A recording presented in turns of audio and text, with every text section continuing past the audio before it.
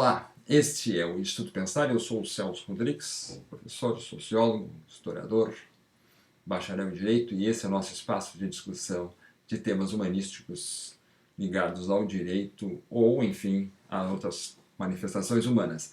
Nós estamos nessa série de vídeos discutindo um pouco a produção cinematográfica e o que ela nos diz a respeito das relações de trabalho. Tá? Como eu disse anteriormente, a ideia aqui não é esgotar uma lista de filmes, mas chamar a atenção de uma forma estruturada e pedagógica para alguns títulos que nos parecem essenciais e que sintetizam muito e genialmente questões dessa complexidade que é hoje o mundo do trabalho. Falamos de duas obras anteriores e agora o bicho vai pegar, porque as obras que vêm agora são realmente seminais. Antes, porém, tenho que pedir para vocês se inscreverem no nosso canal, compartilharem, cliquem na mãozinha, deixem seus comentários favoráveis ou contrários para nosso aprimoramento e nossa discussão, e vamos crescendo juntos e juntas pela produção do conhecimento e a democratização do conhecimento nesse Brasil. Beleza? Pois é, eu falei que o bicho ia pegar por quê? Porque as duas obras que eu quero falar hoje são obras que tratam de realidades do mundo do trabalho no capitalismo recente e que, se eram presentes em épocas anteriores, hoje têm uma veemência, uma presença e um protagonismo que nós percebemos com clareza, não apenas na pesquisa sociológica, mas lá no Fórum Trabalhista, onde as reclamações trabalhistas de trabalhadores e trabalhadoras expressam muito o quê? O adoecimento, principalmente o adoecimento psíquico, que marca muito o mundo do trabalho, o ambiente hostil, cruel e altamente competitivo que marca este cenário trabalhista também. Então você veja que esses dois elementos estão presentes nas duas obras que eu quero fazer referência aqui. Primeiro eu queria falar sobre uma obra espanhola de novo, né? O cinema espanhol é sempre muito protagonista nesses temas sociológicos. Eu queria falar sobre O que você faria. Também conhecido no título original El Método. O que você faria é um filme que narra, num ambiente quase teatral, uma situação que muitos de nós já passamos na vida, que é aquele momento do processo seletivo. Olha aqui, o que você faria? Aquele processo seletivo que muitas pessoas passam hoje em dia, né? Que são marcados por uma série de joguinhos, de testes, de dramatizações, de vivências, né? Algumas mais complexas que outras, onde se pretende, pelo menos em termos teóricos, né? Se pretende extrair desse conjunto de situações, performances, que dizem muitos estão amparadas na psicologia organizacional, né? Se pretende extrair ali o candidato mais qualificado ou com o perfil melhor delineado para a função relevante, né? Tanto é que o preâmbulo aqui já diz 7 candidatos, uma vaga, só um deles conseguirá. O que é interessante nesse filme, e aí tem que prestar muita atenção para aquele tipo de filme assim, que o diálogo é muito afiado, a dinâmica dos personagens também é muito rápida, né? Para entender justamente o nível de competitividade, de assédio moral e assédio sexual que está presente no mundo do trabalho e que já se pode antever a partir justamente do processo seletivo, né? Porque, afinal de contas, quais são os elementos que são mobilizados num sujeito para que ele se afirme, então, como o candidato ideal àquela vaga, seja o candidato ou a candidata, né?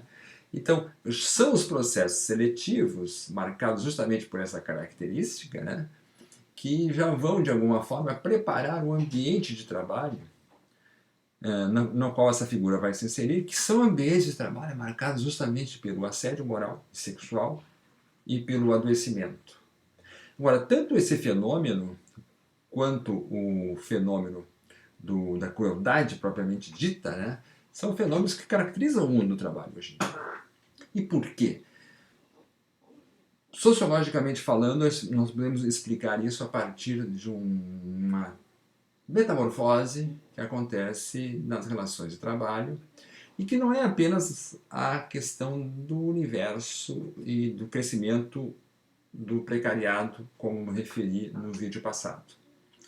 Para pontuar e deixar mais evidente esse fenômeno e mostrar que tanto o fenômeno do adoecimento quanto o fenômeno da crueldade não são, digamos assim, espontâneos, não surgem exclusivamente a partir de questões individuais, não é porque aquele chefe ele é assim, ou porque aquela gerente é dessa forma, é justamente pensar o seguinte, que esse processo de transformação do mundo do trabalho portanto, a reestruturação produtiva, a transformação das empresas, o downsizing, que eu me referia nos vídeos anteriores, eles vão construir um ecossistema, vamos dizer assim, um ecossistema laboral no qual a ideia de intensificação do trabalho vai ser, digamos assim, um eixo fundamental.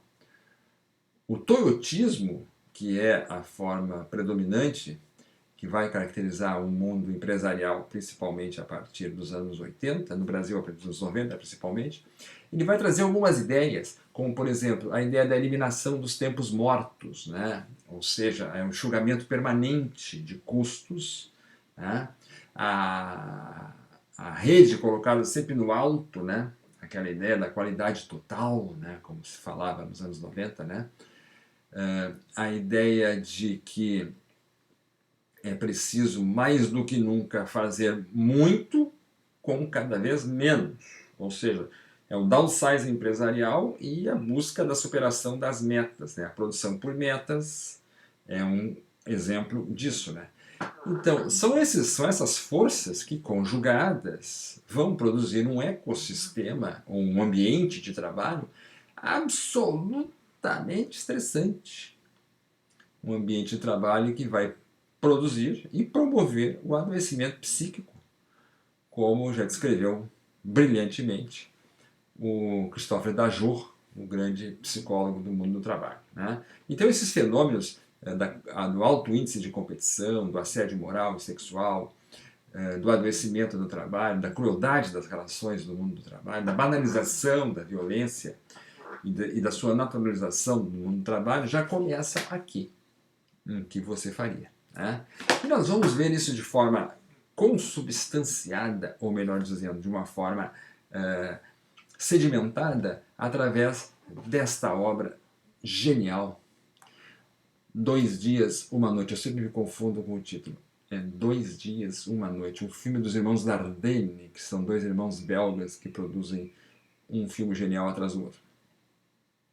2 Dias, Uma Noite descreve uma situação na qual uma operária precisa, num fim de semana, ir de casa em casa, conversando com cada um dos membros da sua equipe, né, do seu grupo com o qual ela trabalha, e nessas visitas que ela vai fazer, ela vai reivindicar, ela vai fazer apenas um pedido até certo ponto insólito.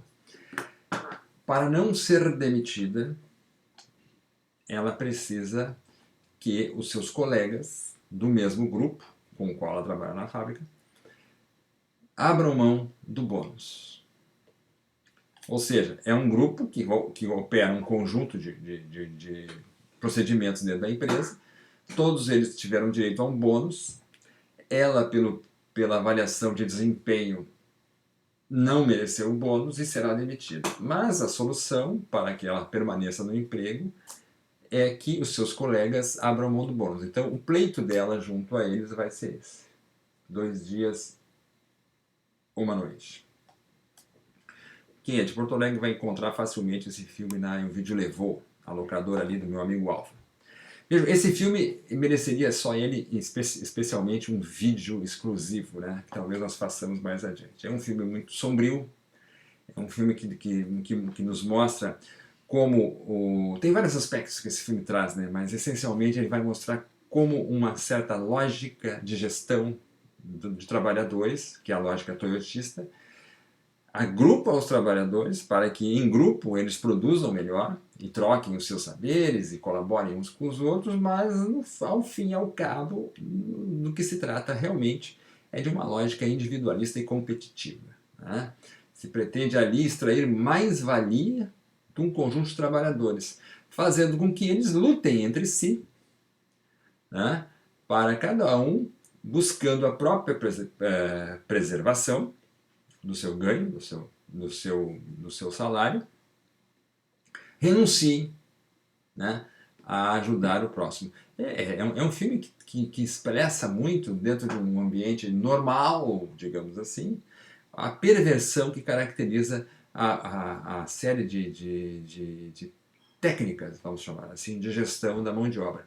E tem um outro aspecto importante também, que diz muito respeito à questão das relações de trabalho hoje em dia, notadamente a questão do salário, né? Notem que um fenômeno que o toyotismo trouxe para as relações laborais nos anos 80 para cá foi também essa ideia de desconstrução do salário, né? Cada vez mais o salário ele vai sendo desconstruído em favor dos prêmios, dos bônus, né?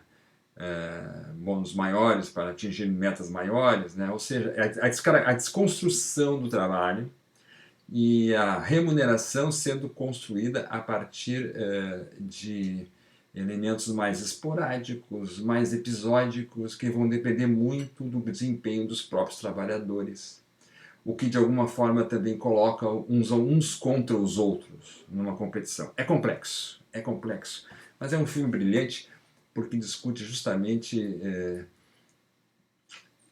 talvez de forma definitiva, essa questão de como a crueldade das relações laborais passa a se naturalizar e fazer parte, digamos assim, do dia a dia do mundo do trabalho. Primeiro eu, depois o outro, né? E como isso, de certa forma, também é um ato que não pode ser, digamos assim, jogado na vala comum, né? É uma verdadeira jaula de ferro, como diria Max Weber. Beleza, pessoal? Voltaremos então num próximo vídeo para discutir outras obras ligadas também ao tema do mundo do trabalho. Se você gostou desse vídeo, compartilhe, coloque aí, clique na mãozinha, inscreva-se no nosso canal e nós vamos continuar produzindo nosso conhecimento. Um abraço!